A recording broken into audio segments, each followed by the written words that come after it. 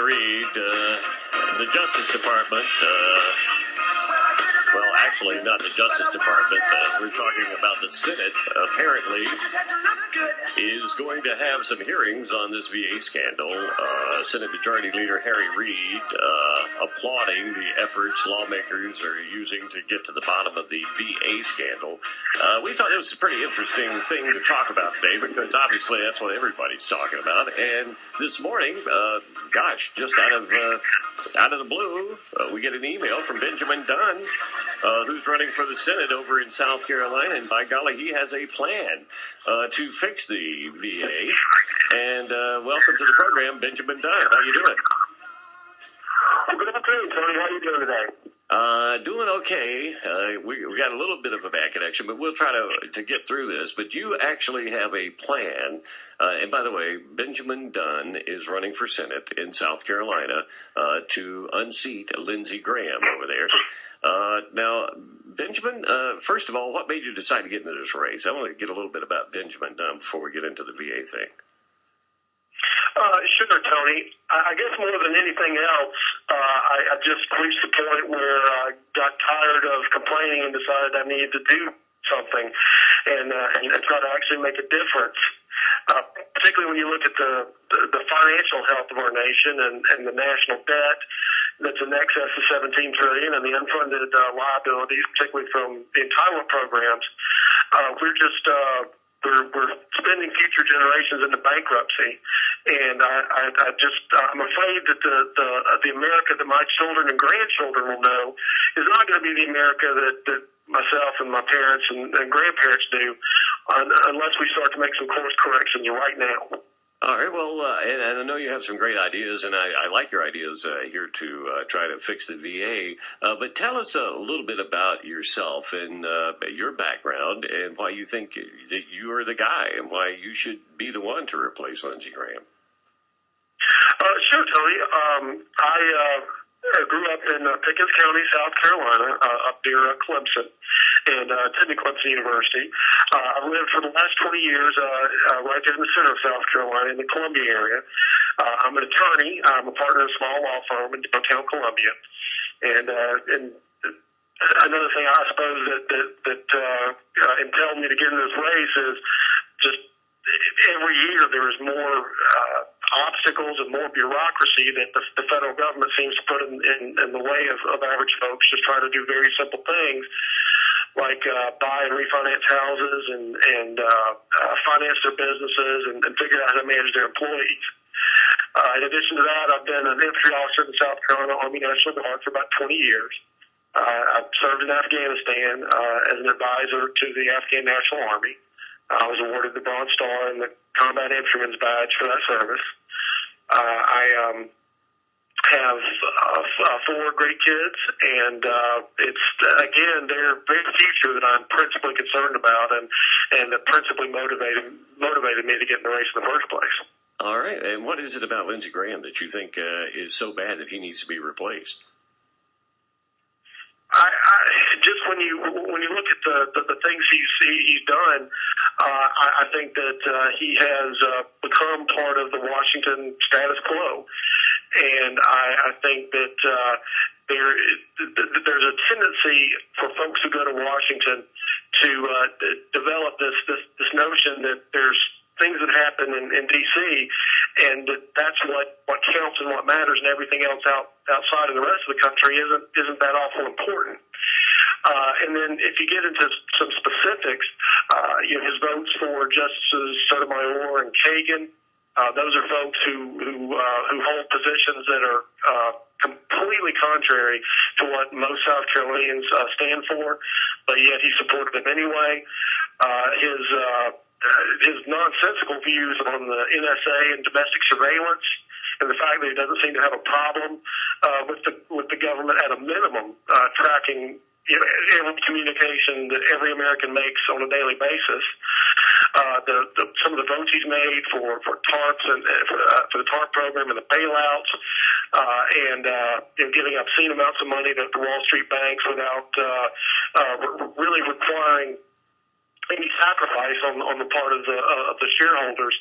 It's just a very troubling record when you look at it. And, of course, immigration reform is something that... Gramnesty.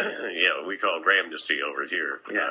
I want to ask you, Benjamin, we see this thing that happens with everybody who seems to go to the Senate, just about everybody.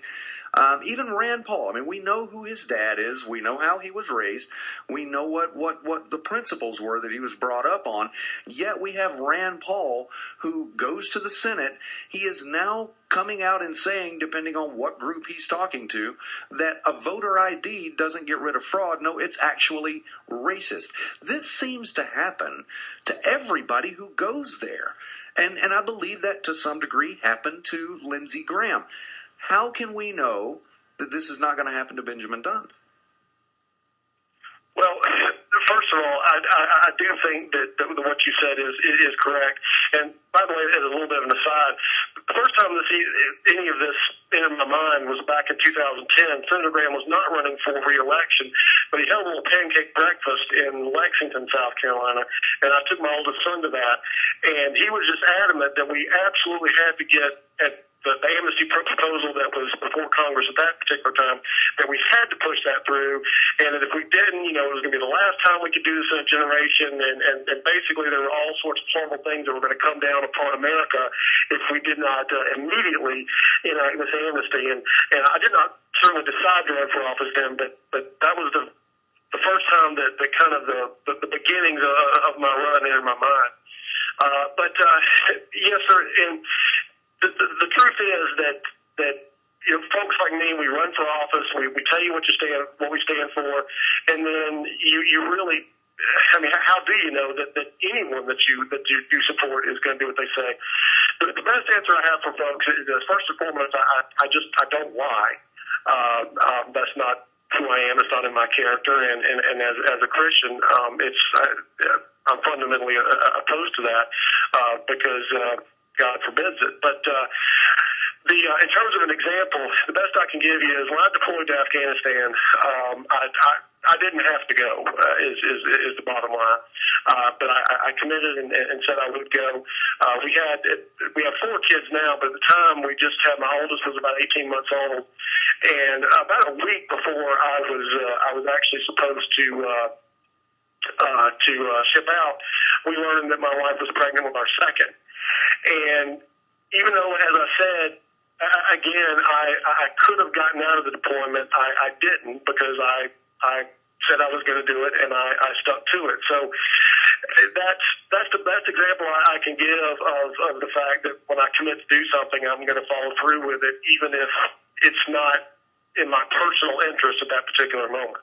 All right, now you and you're still you're not on you're in reserves now, right? You're not on active duty, but you're in reserves, correct? Right, yes, sir. I'm a full-time attorney, and I'm in the Army National Guard, yes, sir. All right, we won't hold the attorney thing against you for now, but I kind of like your plan. I was reading this. You had a press release. You initially released it out on May 15th, and you've kind of revised that a little bit now.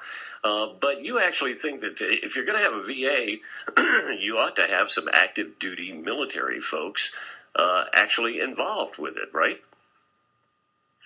Yes, sir. If you look at the VA as a whole, it's basically broken down into 3 components. You have the National Cemetery Administration, and of course that manages our veteran cemeteries, and that's not really been a part of this particular scandal, although you'll remember a few years ago there was a scandal about, were they putting the right remains in the correct grave and that sort of thing. But that's not really part of the present scandal. The other 2 administrations, which are much bigger, is the Veterans Benefits Administration, which handles all the if a veteran has a service-related disability and is getting a monthly check, or they're getting education benefits. That's the part of the VA that runs those programs. And then the biggest part of the VA, of course, is the Veterans Health Administration, and that's been the subject of the issues that we're having now.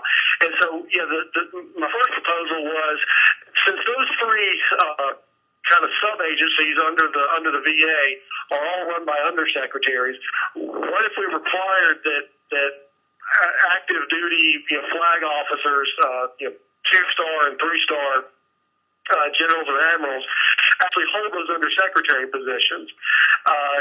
For one thing, that would kind of marry up the Department of Defense and the VA a little closer, and it would also kind of impart that sense of urgency and that dedication to duty that the uniformed military has. And the other thing that I like about it is, Eric Shinseki, who's the current secretary of the VA, he is a retired full-time Army general, but he's retired, and so there's no taking the secretary of the Veterans Administration job wasn't going to do anything for him politically, or career-wise. He was just taking on a new challenge after he retired from the Army. Well, if you put in active duty guys, particularly 2- and 3-star folks, those are the people that really want to get that next star.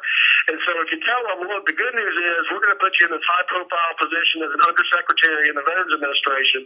If you do a great job, then your chances of promotion are excellent. But the bad news is if you mess up, your career's over, then you give those folks a tremendous incentive to do what's right by our veterans in order that they can advance to the next rank. Oh yeah, and I kind of like that idea. Now, yeah, I like that plan, but I think there's maybe a melding of plans that can even make that better. I believe that what we need to look at is perhaps taking the veterans. I think leave those what you've got in place for the National Cemetery and the benefits. I think the Veterans Health Administration needs to be done away with, and we need to just give our men and women a card so that they can go and see the best doctors there are, so that they can go see the doctors that you and I go and see. There's no reason why they should be locked in that system. I certainly have no problem with that whatsoever, and I think I heard Senator Tom Coburn talking about that a little bit earlier today. And if we're going to have a VA health system, then the plan I've been seeing, or at least that first proposal, is what I think makes the most sense. All right, I tell you ultimately, I do tend to agree that if we didn't have hospitals and doctors' offices everywhere, then maybe it would make sense to have VA clinics and hospitals. But since obviously we have health facilities everywhere there are people, then why not just let the well, let's pick up on that thought when we come back. We're up against a hard break. We'll be right back with Benjamin Dunn running for Senate in South Carolina.